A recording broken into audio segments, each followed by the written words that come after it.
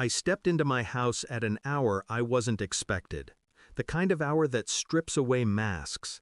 The kitchen light glared. Shadows moved.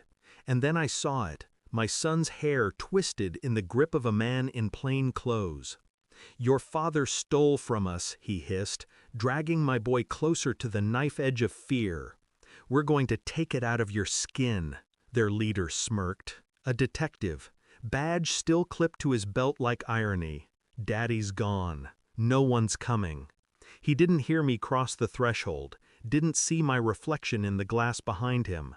My fist broke his throat before the lie could finish leaving his mouth. The sound wasn't cinematic, it was wet, jagged, final. His partner's eyes widened. Recognition cut deeper than the blood spilling onto my tiles. It's him, El Borrador, the eraser, the name they used to whisper, the ghost they promised never to summon. But here I was, back in my kitchen, and the erasing had begun. Blood dripped between the tiles, but I heard only my son's shallow breaths, his small chest heaving, fear I had sworn he would never feel. I told myself I was done years ago. Cartel days buried, my hands washed in the butcher's sink. But betrayal has a way of digging you up when you least want to rise. These weren't just dirty cops, they knew me. They knew what I had been, which meant someone had whispered my truth into their ears. Someone close. The rage didn't show on my face. Rage never helped. Rage was for amateurs. But it burned underneath, steady, cold. I cleaned my son's face, told him to wait in the room. He obeyed without question. Children understand survival more than adults ever will.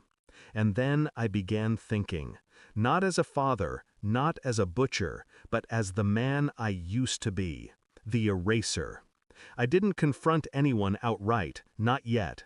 I retraced the leak, phone records, old contacts, patterns of surveillance around my shop.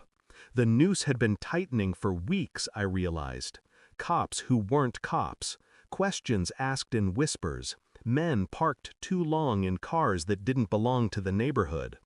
I played my part, the quiet butcher, the retired nobody. But every night I pieced together their arrogance like a puzzle. And in the spaces between silence, one truth sharpened. Someone had sold me out. Someone had turned my family into currency. It wasn't random, it was personal. I buried the thought, but it kept clawing back. Her eyes, her voice, her absence when I needed her most. My wife. She knew the stories. She had been there when I swore I was done. And yet the phone bill showed late-night calls, a detective's number hidden in plain sight.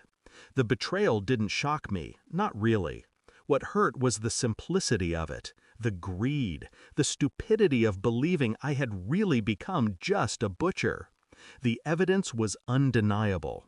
I didn't rage. I didn't confront her immediately. I waited, placed the records on the kitchen table where blood had dried days before. She walked in, stopped when she saw them. Her face drained before her lips could form denial. I asked one question, my voice even, detached. How long? She collapsed into excuses, tears, pleas, as if water could erase betrayal. I didn't move, didn't blink, because in that silence I had already erased the future we once pretended to have. She begged. It wasn't supposed to go that far. Always the same refrain. I slid the phone records across the table, my fingerprints absent, my patience intact. "I know what you told them," I said. "I know who you called. I know you traded me for money you'll never touch." Her sobs grew louder. She reached for me. I stepped back. "You thought I was gone," I whispered. "You thought El Borrador was dead, but you called him back yourself." The words cut sharper than blades.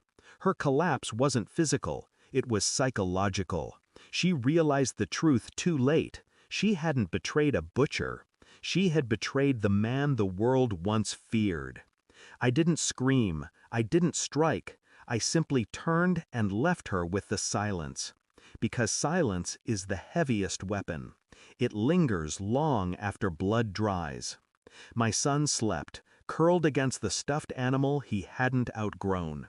I watched him breathe, steady, untouched now. I felt no pity for her, no grief for what was gone, only clarity. The eraser was back. Not because I wanted him, but because she had summoned him. And once he returns, he doesn't leave. I was never the butcher. I was the silence that ends all noise. And she was the one who taught me never to forget it. Thanks for watching. Don't forget to like, share, and comment. Subscribe now to Cheating Stories Insight World for more amazing stories.